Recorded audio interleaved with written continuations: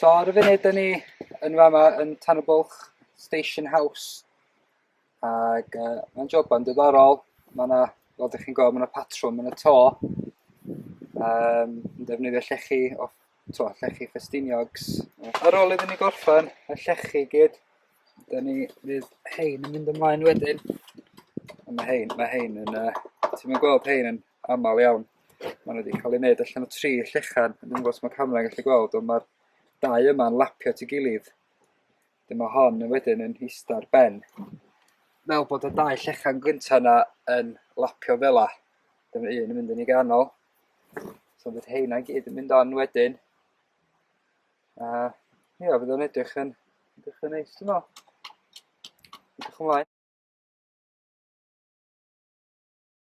So, i wneud taip yma o waith, efo lot o'r gwaith cyn, roedd y batans on y pethau, tap mesur lli, mwthol hoelion, bla bla bla.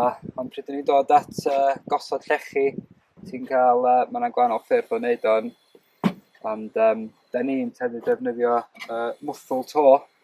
So, rheswm dwi'n licio hein ydy, mae'n neud lot iddi chdi. Ti'n gallu tyllu'r llechi efo'r spike efo hana.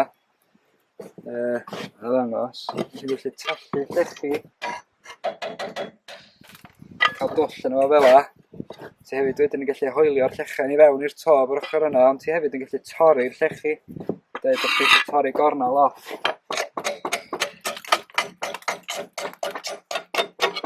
Torri'r llechi hefyd. So mae'n really handy pryd ti fyny ar to i peidio cael lot o tools o gwmpas. Cael cynlliad o tools o bosib yn well. So mae hwn yn briliant. A ti hefyd yn gallu tynnu hoelion allan os ti'n licio nhw. Beth yw enw hwnna? Just muffle to.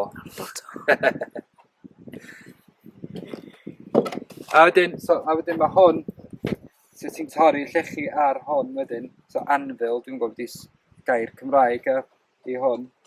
Ond mae'n kind of gweithio fatha siswrn, so gen ti 2 straight edge fanna, a ti'n kind of debyg iawn i ella flint napio neu rhywbeth ella, ond so ti'n kind of torri nhw fel yna.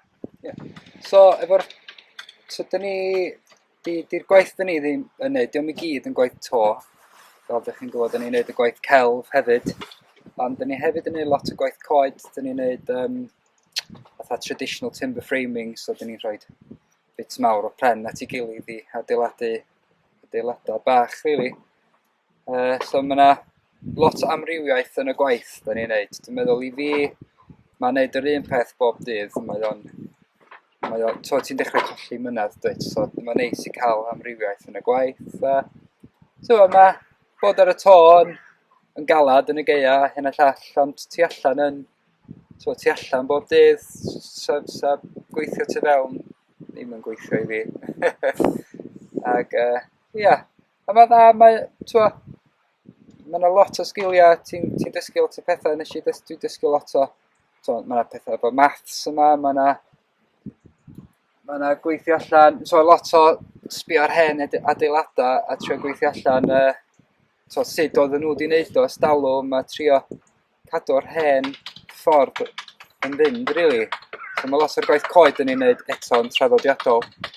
So, I guess i fi, hynna ydy'r them yn hyn i gyd ydy bod yn traddodiadol efo'r gwaith. Can o trio cadw'r hen sgiliau yn fynd, really. Achos maen nhw'n cael eu colli lot. Da ni hefyd yn neud lot o gwaith to ni, da ni'n neud lot o stwff ti'n gael o random diminish. So mae'r llechi gyd yn gwahanol sizes, a mae'n llai. So mae hynna'n mwy o hen beth. Llawer o bobl yn neud hynna i mwy. So mae'n neis i i fi, dwi'n licio neud pethau sy'n wahanol. Sy'n cadw chdi feddwl. Mae gweithio ar y to, mae o yn problem solving ydi o, really. Ti o hyd yn dod ar draws rhywbeth, fatha, sut dyn ni'n mynd i ddod dros hynna, a hynna, dwi'n licio hynna.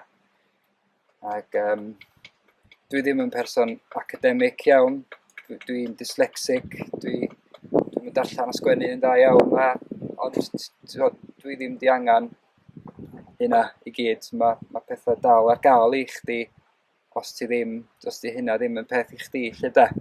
So, Mae'r rhan rhedeg y busnes chydig bach mae'n challenging, ond da ni'n managio. Gyda help gen Beth. Mae partner neu lot o'r gwaith y busnes, so da ni'n neud yn oce. Mae hon yn Llechen o Canada.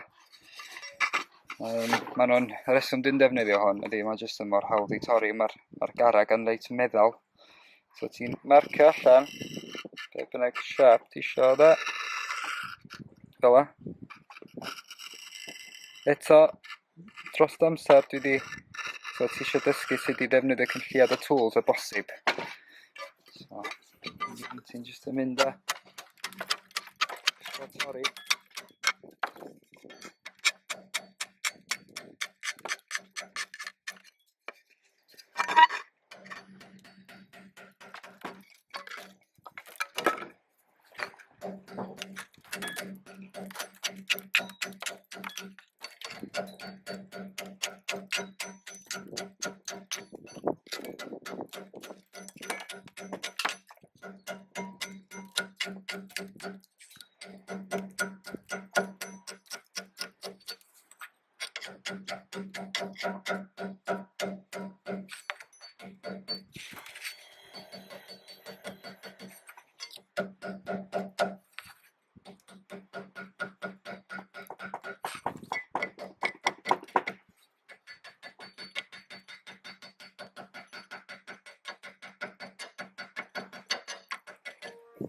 Beth fel la, ia.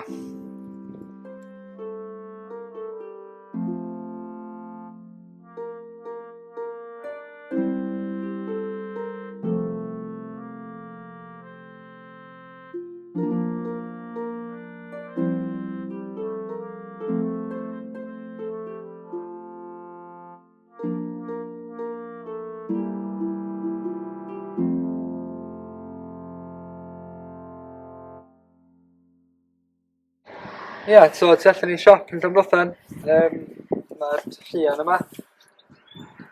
Nes i wneud y tylluan jyst achos o'n i isio, do'n ma'n commission yn be. O'n i jyst isio wneud o, I guess o'n isio project, o'n isio jyst creu rhywbeth. Oedd o yna yn eista yn y iard a nath y ffrindiau fi cymryd y siop drosodd a few years yn ôl. So nes i roid o iddyn nhw fel present i fod tu allan i siop. Ond, so mae yna lot o llechi gwahanol, mae yna'r llechi o Canada ar ei dŷ yma, llechi o Bethesda, neu piws mae gyd, efo rhyw patrwmau bach neis. Ia, so y proses o creu yr stwff celf yn feddwl amdan be ydi o ti eisiau creu.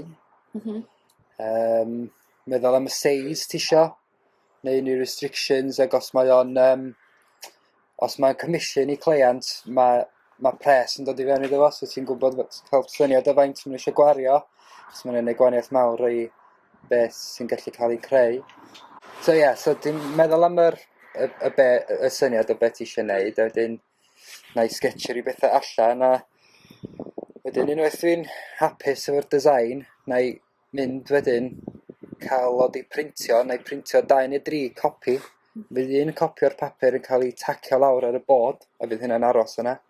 Fydd y llall wedi cael ei tacio ar ben, a dwi'n cael ei codio o fyny a lawr tra dwi'n gweithio ffordd i fyny'r llun. So mae'n dorri ryw section bach allan, a defnyddio hwnna i treisio ar yr llechan, a wedyn gweithio fyny'r papur fel. Ac weithiau na i ffeindio ryw image o rhywbeth, neu ffotograff neu beth ar yr internet, neu rhywbeth dwi wedi tynnu llun o fan hyn, a wedyn na i treisio'r llinellau dwi isio wneud. Ond hefo'r gweithio fe llechi, less is more, so mae'r llechi ei hun, mae'n gymaint o mynd on yn y llechan. So os ti'n rhoi gormod o design, mae'n rhy cymhleth, achos mae yna gymaint o texture i'r llechi, ti'n gorfod cadw design yn simple. A jyst trio gweithio efo'r beth sgennau, really.